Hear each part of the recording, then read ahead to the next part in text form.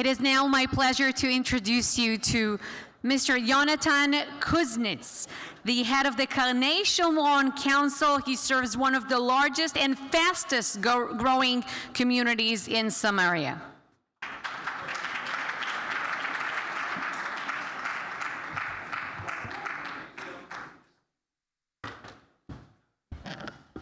Hello everyone, and thank you for being here. בשנה האחרונה לא הפסקנו להזיע. כי בקרני שומרון עובדים בהילוך גבוה. בשנה האחרונה אנחנו עובדים כדי לממש את הפוטנציאל האדיר של קרני שומרון, להיות מרכז אזורי מוביל והלב הפועם של ההתיישבות בשומרון.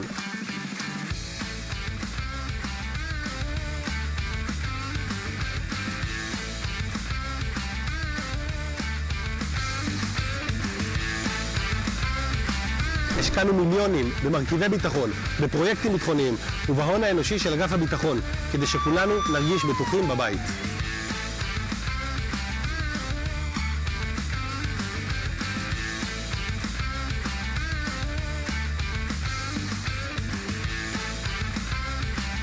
עשינו היסטוריה והקמנו כאן אולפנה חדשה וצומחת כדי שיהיו לנו מוסדות חינוך קרובים לבית.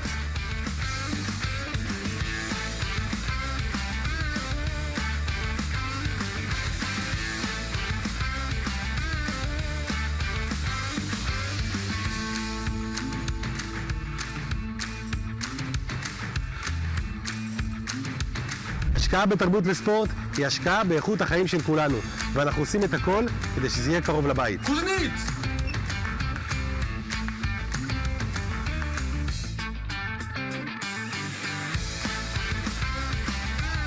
היום כבר כולם מבינים שמשהו גדול קורה כאן, וקרני שומרון הפכה למוקד עלייה לרגל.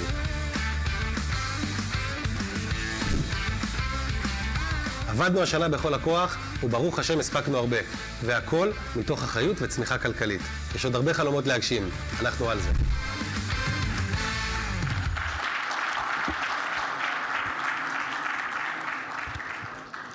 Thank you. So, my name is Yonatan Kuznitz. I'm the mayor of Karnei Shomron, which is proud to be the second largest local municipality in Yehuda v'Shomron, Judea and Samaria. I'm the youngest person to have ever been elected to this public office, a fact that has far less to do with me and more to do with the changes happening in Israel as a result of October 7th. Now, many things came tumbling down together with the walls of Gaza the morning of the attack. In fact, I don't think anyone has truly begun to understand the effects October 7th will have on the years to come. But here is one of the effects that can already be noticed. The old world order, with all its policies and politics, came crashing down and made way for newly found faith, or perhaps even hope, in the younger generations. And I think that is the context for understanding my nomination. It wasn't because I promised to freeze rent or provide free public transportation, and it definitely wasn't because of my English.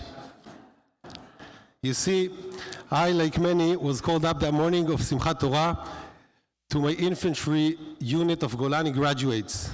After 3 months of combat service, I returned home from the war with a decision to leave my real estate job and dedicate myself to public office in my hometown, in the hometown I grew up in. Elections were coming up, and in a quick decision, I ran for mayorship together with a staff who are mostly Miluimnikim reservists.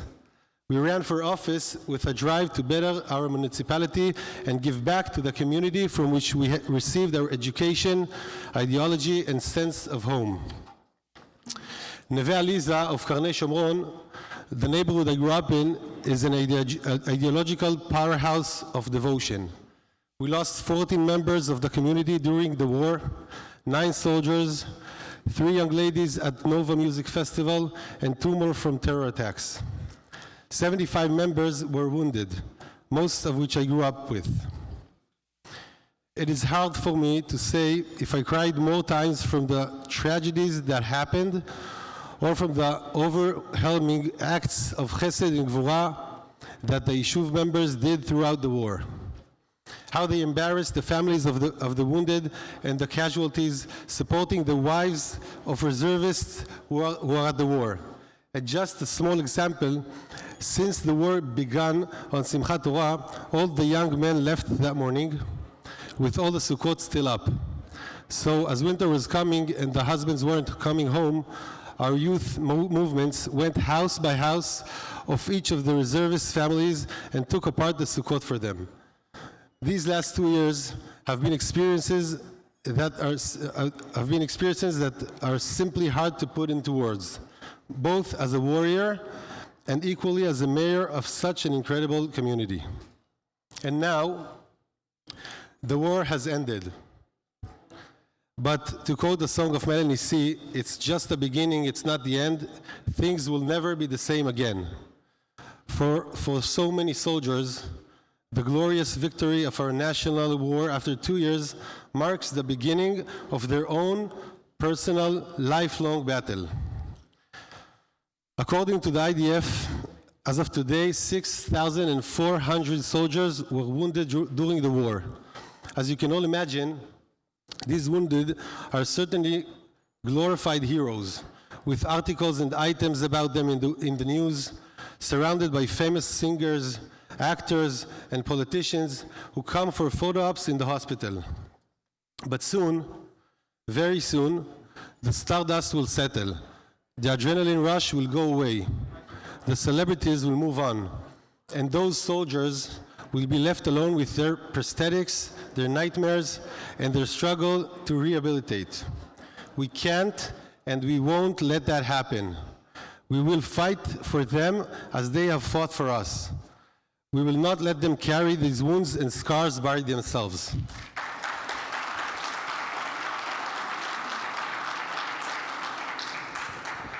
After much planning and rezoning, the Karnei Shomron Council has recently green-lighted the plan for building one of the largest rehabilitation village for soldiers in Israel. And we intend to provide nothing but the best for the best. Best professionals, best equipment, best treatments, and in all disciplines. The new city plans allocate 5,000 square meters, about 54,000 square feet, with the capacity to treat a few hundred soldiers in a given time. Overlooking the picturesque hills and valleys of the Shomron, the center will, God willing, become a healing home for our heroes. A question that can be asked is, why should one of the largest rehabilitation centers be in Yehuda v'Shomron? Well, only about 5% of the Israeli population live there. Well, first of all, it is the geographical center of Israel. But more importantly, the number of warriors, of wounded, of casualties from Yehuda v'Shomron are far above 5% of the total sum and closer to 50%.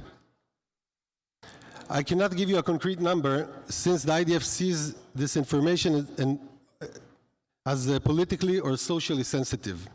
While the IDF may take such sensitive topics into consideration when caring for our soldiers, we cannot. We want to provide the best care and bring that care to them. And we want to provide easy and quick access for their support system, their families and friends. The Yehuda v'Shomron is proudly the capital of warriors. They deserve to have the best care at home. I would like to end with the beginning. When my unit and I were called up on October 7th, we were sent to hold part of the northern border with Lebanon near the Hermon mountain. The surprise attack from Gaza had the entire army in shock and awe, and the assessment or fear in the first weeks of the war was that Hezbollah would be invading at any moment. After midnight of day 7 of the war, our base was suddenly bombarded by Hezbollah. Usually, this would mean we need to all take cover from the bombs, but not in this situation, because this is exactly the kind of technique we expected the enemy to use before invasion. So we quickly started to prepare. Loud sirens, 20 seconds to put on gear and load up, bombshells falling, 2 minutes for every soldier to assume their post, automatic gunshots in the distance. As a far outpost, we had only our platoon and no backup on the way. Our platoon commander takes the radio and yells out the coordinates of the enemy. I won't lie, I was very scared that night. Probably the most scared I ever felt. But after a few minutes that felt like forever, the artillery came. Israeli bombs out of nowhere started falling on the Lebanese side of the border, lighting up the mountain and valley below. The enemy attack was over. Fast forward a month into the war, I happened to meet up with my brother-in-law in a falafel stand up north. We were both on a short vacation from the army, heading down home. He too serves in Miluim, stationed several miles away from me. As I was telling him the story I just told you, he stopped me to ask what day exactly this happened. It turns out he was the one who received the yelling of my platoon commander on the radio and immediately gave his artillery soldiers the order to fire away. We took a selfie and we each sent it to our platoon. Him with caption of, "Look who we saved," and me with caption of, "Look who saved us." From our perspective, we were on the front lines and saved by some anonymous artillery fired from miles away. From their perspective, they were given some random coordinates to fire at and did. We realized that Brothers in Arms, not the organization, the movie, isn't about being physically close. It's about committing yourself to the same goal and destiny, of having each other's backs no matter the distance. That is what conference is all about, isn't it? This conference and all Jews around the world are one huge artillery unit who have the coordinates of Eretz Israel and fire away to aid their brothers in arms, no matter the distance. And I am here to tell that what you are sending, your thoughts, prayers, care, support, they are all well received. You from your end and us from our end, together we're working for common destiny of Am Israel Chai.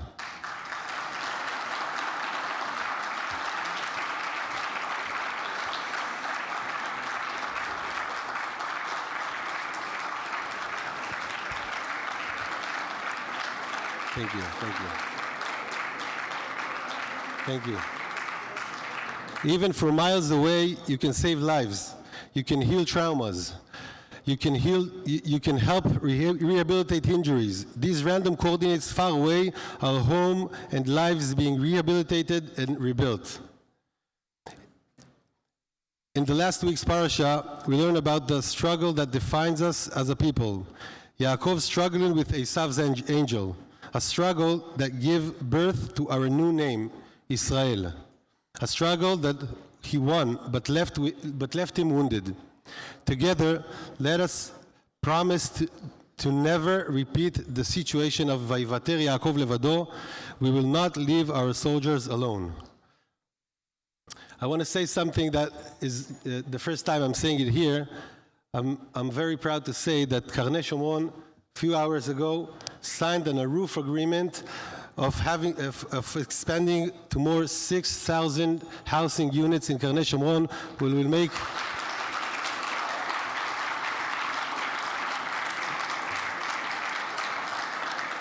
that will make us the largest city in the Shomron area. Thank you very much. Thank you all.